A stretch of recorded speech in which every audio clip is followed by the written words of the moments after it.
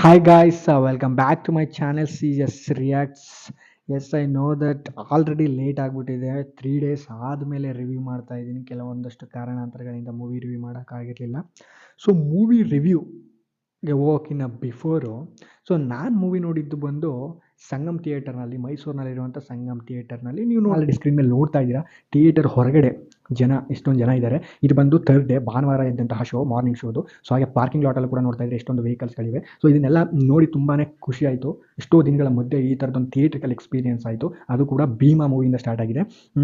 ಒಂದೇನೋ ಒಂದು 18 ಥಿಯೇಟರ್ಸ್ಗಳು ಕೂಡ ಈ ಮೂವಿಯಿಂದ ಓಪನ್ ಆಗಿದೆ ಅಂತ ಕೂಡ ಕೇಳ್ಪಟ್ಟೆ. ಅದೊಂದು ಕೂಡ ಖುಷಿ ವಿಷಯ. ಫೋರು ಯಾರ್ಯಾರು ಚಾನಲ್ ಸಬ್ಸ್ಕ್ರೈಬ್ ಮಾಡಿಲ್ಲ, ಪ್ಲೀಸ್ ಸಬ್ಸ್ಕ್ರೈಬ್ ಮಾಡ್ಕೊಳ್ಳಿ.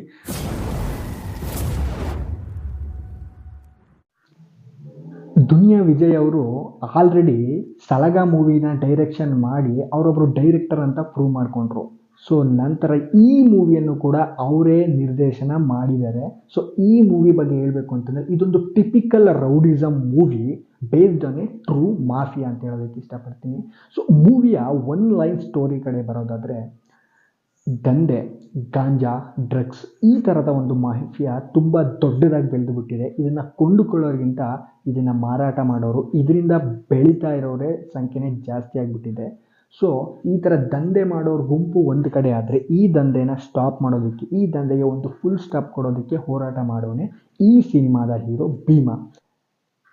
ಸೊ ಈ ಭೀಮಾ ಈ ದಂಧೆನ ಹೇಗೆ ತಡೀತಾನೆ, ಇವನಿಗೆ ಬರುವಂತಹ ಪ್ರಾಬ್ಲಮ್ಸ್ಗಳೇನು, ಆ ಪ್ರಾಬ್ಲಮ್ಸ್ನೆಲ್ಲ ಫೇಸ್ ಮಾಡಿಕೊಂಡು ಈ ಎಲ್ಲ ಒಂದು ಮಾಫಿಯಾಗೆ ಯಾವ ರೀತಿಯ ಒಂದು ಫುಲ್ ಸ್ಟಾಪ್ ಇಡ್ತಾನೆ ಅನ್ನೋದೇ ಈ ಮೂವಿಯ ಒನ್ ಲೈನ್ ಸ್ಟೋರಿ. ಸೊ ಮೂವಿಯಲ್ಲಿ ವಿಜಯ್ ದ ಆಕ್ಟರ್ ಅಂತ ಹೇಳೋದಕ್ಕಿಂತ ವಿಜಯ್ ದ ಡೈರೆಕ್ಟರ್ ಅಂತ ಹೇಳೋದಕ್ಕೆ ಇಷ್ಟಪಡ್ತೀನಿ. ಸೊ ಬೆಂಕಿ ಡೈರೆಕ್ಷನ್ ಮಾಡಿದ್ದಾರೆ. ಈ ರೀತಿಯ ಒಂದು ಪಕ್ಕಾ ಲೋಕಲ್ ಮೂವಿ ಏನಿದೆ, ಈ ಥರದ ಮೂವಿಯನ್ನು ರಿಯಲಿಸ್ಟಿಕ್ ಆಗಿ ಏನು ನಡೀತಿದೆ ನ್ಯಾಚುರಲ್ ಆಗಿ ಅದನ್ನು ಜನಕ್ಕೆ ತಲುಪಿಸೋದು ತುಂಬ ಕಷ್ಟ.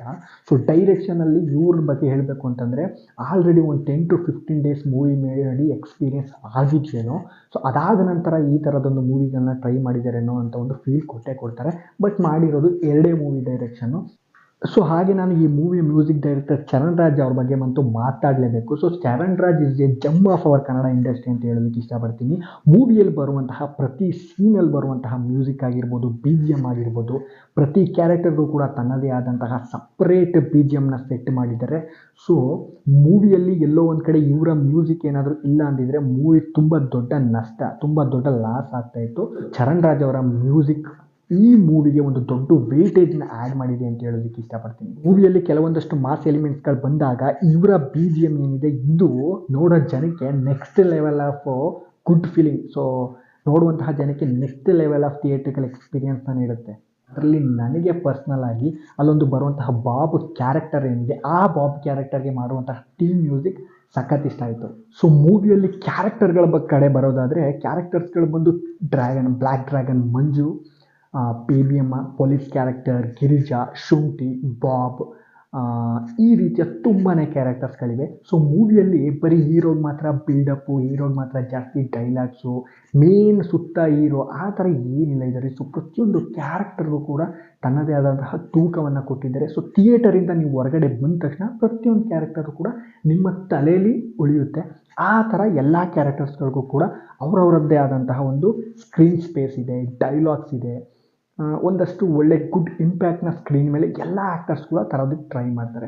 ಸೊ ಸ್ಪೆಷಲಿ ಹೇಳಬೇಕು ಅಂತಂದರೆ, ಈ ಮೂವಿಯ ಮೇನ್ ಕ್ಯಾರೆಕ್ಟರ್ ಬ್ಲ್ಯಾಕ್ ಡ್ರ್ಯಾಗನ್ ಮಂಜು ಏನಿದೆ, ಅದೆಲ್ಲಿ ಹಿಡ್ಕೊಂಡು ಬಂದ್ರೆ ನನಗಂತೂ ಗೊತ್ತಿಲ್ಲ. ಸೊ ಆ ಕ್ಯಾರೆಕ್ಟರ್ ಅಂತೂ ತುಂಬಾ ಇಷ್ಟ ಆಯಿತು, ಚೆನ್ನಾಗಿ ಮಾಡಿದ್ದಾರೆ. ಯಾಕಂತಂದರೆ ಆ ಅಜಾನುಬಾಹ ದೇಹ, ಆ ಲೋಕಲ್ ಏರಿಯಾ, ಆ ಕ್ಯಾರೆಕ್ಟರ್ ಬಾಯಿಂದ ಬರುವಂತಹ ಲೋಕಲ್ ವರ್ಡ್ಸು, ಆ ಲೋಕಲ್ ಡೈಲಾಗ್ಸು, ಕೆಲವೊಂದಷ್ಟು ಬ್ಯಾಡ್ ವರ್ಡ್ಸು, ಮತ್ತು ಹೀರೋ ಜೊತೆ ಮಾಡುವಂತಹ ಫೈಟ್ ಸೀಕ್ವೆನ್ಸು, ಸೊ ಎಲ್ಲ ಕೂಡ ಆ ಕ್ಯಾರೆಕ್ಟರ್ನ ನಮಗೆ ಇಷ್ಟ ಆಗೋ ಥರ ಮಾಡುತ್ತೆ. ಸೊ ಆ್ಯಕ್ಟಿಂಗಲ್ಲಿ ಅವರು ಇನ್ನೂ ಕೂಡ ಪಳಗಬೇಕು. ಸೊ ಇದು ಮೊದಲನೇ ಮೂವಿ ಆಗಿರೋದ್ರಿಂದ ಓಕೆ, ಬಟ್ ಆದರೂ ಕೂಡ ಡೈರೆಕ್ಟರ್ ವಿಜಯ್ ಅವರು ಆ ಬ್ಲ್ಯಾಕ್ ಡ್ರ್ಯಾಗನ್ ಮಂಜು ಅನ್ನೋ ಪಾತ್ರಕ್ಕೆ ಏನು ಕೊಡಬೇಕಿತ್ತು ಅದನ್ನು ಕೊಟ್ಟಿದ್ದಾರೆ. ನನಗೆ ಪರ್ಸ್ನಲ್ ಆಗಿ ಹೀರೋ ಅಂದರೆ ದುನಿಯಾ ವಿಜಯ್ ಅವ್ರ ಕ್ಯಾರೆಕ್ಟರ್ ನಂತರ ತುಂಬಾ ಜಾಸ್ತಿ ಇಷ್ಟ ಆಗುವಂತಹ ಕ್ಯಾರೆಕ್ಟರ್ ಬಂದು ಈ ಮೂವಿಯ ಲೇಡಿ ಪೊಲೀಸ್ ಆಫೀಸರ್ ಕ್ಯಾರೆಕ್ಟರ್ ಮಾಡಿರುವಂತಹ ಗಿರಿಜಾ ಕ್ಯಾರೆಕ್ಟರು. ಏನು ಗುರು ಅವರು ಮಾಡಿರುವಂಥದ್ದು, ಒಂದು ಲೋಕಲ್ ಏರಿಯಾದಲ್ಲಿ ಲೋಕಲ್ ಹುಡುಗರ ಮಧ್ಯೆ ಒಂದು ಲೋಕಲ್ ಪೊಲೀಸ್ ಸ್ಟೇಷನಲ್ಲಿ ಒಬ್ಬ ಲೇಡಿ ಕಾನ್ಸ್ಟೇಬಲ್ ಹೇಗಿರಬೇಕು, ಅಲ್ಲ ಹೀಗೇ ಇರಬೇಕು ಅನ್ನೋ ಥರ ಈ ಕ್ಯಾರೆಕ್ಟರ್ನ ಡಿಸೈನ್ ಮಾಡಿದ್ದಾರೆ. ಸೊ ಇಂಪ್ರೆಸಿವ್ ಪರ್ಫಾರ್ಮೆನ್ಸ್ ಅಂತ ಹೇಳೋದಕ್ಕೆ ಇಷ್ಟಪಡ್ತೀನಿ. ಅವ್ರು ಯೂಸ್ ಮಾಡುವಂತಹ ಬ್ಯಾಡ್ ವರ್ಡ್ಸ್ಗಳು ಏನಿದೆ ಅದಂತೂ ಸಖತ್ ಇಷ್ಟ ಆಯಿತು. ರಗ್ಗಡಾಗಿ ಮಾಡಿದ್ದಾರೆ, ಮಾಸಾಗಿ ಮಾಡಿದ್ದಾರೆ. ನೀವು ಕೂಡ ಮೂವಿ ನೋಡಿರ್ತೀರ. ಸೊ ನೀವು ಕೂಡ ಮೂವಿ ನೋಡಿದಾಗ ಅನಿಸುತ್ತೆ ಏನು ಗುರು ಈ ಕ್ಯಾರೆಕ್ಟರ್ನ ಈ ಥರ ತೋರಿಸಿದ್ದಾರೆ ಅಂತ. ಆಲ್ಮೋಸ್ಟ್ ನನ್ನ ಫ್ರೆಂಡ್ಸ್ಗಳಿಗೂ ಕೂಡ ಈ ಹೀರೋ ಕ್ಯಾರೆಕ್ಟರ್ ಏನಿದೆ ಅದರ ನಂತರ ಈ ಕ್ಯಾರೆಕ್ಟರ್ ತುಂಬ ಇಷ್ಟ ಆಯಿತು. ತಿಂದು ಹಾಕ್ಬಿಟ್ಟಿದ್ದಾರೆ ಅಂತ ಹೇಳೋದಕ್ಕೆ ಇಷ್ಟಪಡ್ತೀನಿ. ಸಖತ್ ಕ್ಯಾರೆಕ್ಟರ್ ಮಾತ್ರ ಬೆಂಕಿಯಾಗಿತ್ತು. ಅದಾದ ನಂತರ ನೆಕ್ಸ್ಟ್ ಕ್ಯಾರೆಕ್ಟರ್ಸ್ಗಳ ಬಗ್ಗೆ ಮಾತಾಡೋದಾದರೆ ಇದು ಒಂದು ಕ್ಯಾರೆಕ್ಟರ್ ಅಲ್ಲ, ಲೈಕ್ ಇದು ಗಾಂಜಾ ಹುಡುಗರು ಅಥವಾ ಗ್ಯಾಂಗ್ ಹುಡುಗರು ಅಂತ ಹೇಳೋದಕ್ಕೆ ಇಷ್ಟಪಡ್ತೀನಿ. ಅದು ಹೇಳಿದ್ಮೇಲೆ ಬಾಬ್ ಅಂತ. ಸೊ ಆ ಹುಡುಗರು ಏನಿದ್ದಾರೆ ಸೊ ಅವರು ಆ್ಯಕ್ಟಿಂಗೇ ಮಾಡಿಲ್ಲ.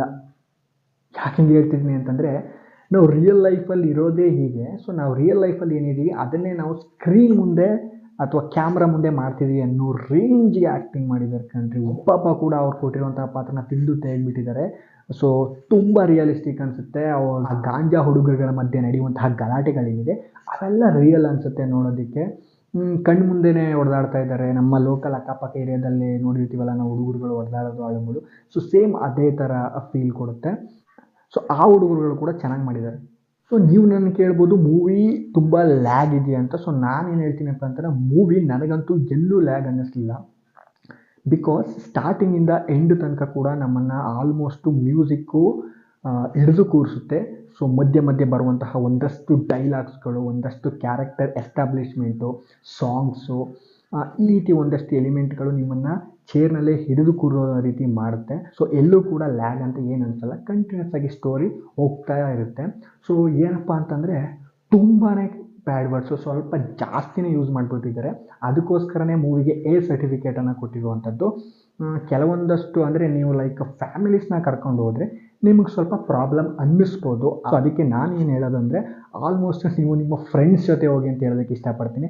ಆಲ್ಮೋಸ್ಟ್ ನೀವು ಫ್ರೆಂಡ್ಸ್ ಜೊತೆ ಹೋದಾಗ ಈ ಮೂವಿನ ಜಾಸ್ತಿ ಎಂಜಾಯ್ ಮಾಡ್ತೀರ. ನಾವೇನು ಮಾತಾಡ್ತೀವಿ ಲೋಕಲಲ್ಲಿ ಜನ ಹೇಗಿರ್ತಾರೆ ಅದನ್ನೇ ಡೈರೆಕ್ಟರು ಜನಕ್ಕೆ ತೋರಿಸಿದ್ದಾರೆ ಮೂವಿನಲ್ಲಿ ಅಷ್ಟೇ. ಅದು ಬಿಟ್ಟರೆ ಬೇರೆ ಏನಿಲ್ಲ. ನಾರ್ಮಲ್ಲಾಗಿ ಹುಡುಗರು ನಾವು ಏನು ಯೂಸ್ ಮಾಡ್ತೀವಿ ಅದೇ ಥರ ವರ್ಡ್ಸ್ನ ಅವರು ಕೂಡ ಯೂಸ್ ಮಾಡಿರೋದು. ಬಟ್ ಫ್ಯಾಮಿಲಿ ಜೊತೆ ಹೋದಾಗ ಸ್ವಲ್ಪ ಕಷ್ಟ ಅಷ್ಟೇ. ಸೊ ಪೊಲೀಸ್ ಆರ್ಕೆಸ್ಟ್ರಾ ಸೀನ್, ಟ್ರೀಟ್ಮೆಂಟಿಗೆ ಬಳಸುವಂತಹ ಬಕೆಟು, ನೆಕ್ಸ್ಟು ಶವದ ಮುಂದೆ ಮಾಡುವಂತಹ ಡ್ಯಾನ್ಸು, ಹಾಗೆ ಆ ಕಿಡ್ನಿ ಸ್ಟೋನು, ಈ ರೀತಿಯ ಕೆಲವೊಂದಷ್ಟು ಎಲಿಮೆಂಟ್ಗಳು ನಿಮಗೆ ತುಂಬಾ ಇಷ್ಟ ಆಗುತ್ತೆ ಮೂವಿನಲ್ಲಿ. ಸೊ ಓವರಾಲ್ ಆಗಿ ಹೇಳೋದಾದರೆ ಮೂವಿನಲ್ಲಿ ಏನೂ ನೆಗೆಟಿವ್ ಇಲ್ವಾ ಅಂತ ನೀವು ನನ್ನ ಕೇಳೋದಾದರೆ ಒಂದೇ ಒಂದು ನೆಗೆಟಿವ್ ನನಗೇನು ಅಂತಂದರೆ ಆಲ್ರೆಡಿ ತುಂಬಾ ಕ್ಯಾರೆಕ್ಟರ್ಗಳು ಎಸ್ಟಾಬ್ಲಿಷ್ ಆಗಿತ್ತು. ಬಟ್ ಕ್ಲೈಮ್ಯಾಕ್ಸಲ್ಲಿ ಕೊನೆಯಲ್ಲಿ ಬರ್ತಾ ಆಲ್ರೆಡಿ ಎಸ್ಟಾಬ್ಲಿಷ್ ಆಗಿದ್ದಂತಹ ಒಂದಷ್ಟು ಕ್ಯಾರೆಕ್ಟರ್ಗಳು ಎಲ್ಲೋ ಒಂದು ಕಡೆ ಡಲ್ ಆಗಿಬಿಡ್ತು ಅಂತ ನನಗನ್ನಿಸ್ತು. ಬಿಕಾಸ್ ಹೀರೋ ಮತ್ತು ವಿಲನ್ ಬರುವಂತಹ ಫೈಟ್ ಸೀಕ್ವೆನ್ಸ್ ಏನಿದೆ ಅದ್ರ ಮೇಲೆ ಜಾಸ್ತಿ ಫೋಕಸ್ ಹೋಗಿ ಬೇರೆ ಇದ್ದಂತಹ ಅಕ್ಕಪಕ್ಕ ಇದ್ದಂತಹ ಕ್ಯಾರೆಕ್ಟರ್ಸ್ಗಳನ್ನ ಡಮ್ಮಿ ಮಾಡಿದ್ದಾರೆ ಅಂತ ಹೇಳೋದಕ್ಕೆ ಇಷ್ಟಪಡ್ತೀನಿ. ಇಲ್ಲೇನು ಪೊಲೀಸ್ ಕ್ಯಾರೆಕ್ಟರ್ ಏನು ಹೇಳಿದೆ ಅದು ಕೂಡ ಅಷ್ಟೇ, ಕೊನೆಯಲ್ಲಿ ಫುಲ್ಲು ಸೈಲೆಂಟ್ ಆಗಿಬಿಡ್ತಾರೆ. ಅದೊಂದು ಸ್ವಲ್ಪ ನೆಗೆಟಿವ್ ಅಂತ ನನಗನ್ನಿಸ್ತು. ಅದು ಬಿಟ್ಟು ಮೂವಿನಲ್ಲಿ ನನಗೆ ಬೇರೆ ಯಾವುದೇ ನೆಗೆಟಿವ್ ಅಂತ ಏನೂ ಅನ್ನಿಸ್ಲಿಲ್ಲ. ಬೇರೆ ಯಾವುದೇ ರೀತಿ ಸುಮ್ಮನೆ ತಲೆಯಲ್ಲಿ ಏನೂ ಎಕ್ಸ್ಪೆಕ್ಟೇಷನ್ ಇಟ್ಕೊಂಡ್ರೆ ಒಂದೊಳ್ಳೆ ಮಾಸ್ ಸಿನಿಮಾ ಅಂತ ಅಂದ್ಕೊಂಡು ಹೋಗಿದ್ದು ಬನ್ನಿ, ತುಂಬಾ ಇಷ್ಟ ಆಗುತ್ತೆ.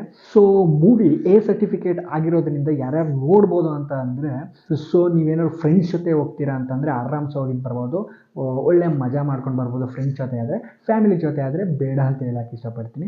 ಸೊ ಇದಾಗಿತ್ತು ಇವತ್ತಿನ ಮೂವಿ ರಿವ್ಯೂ.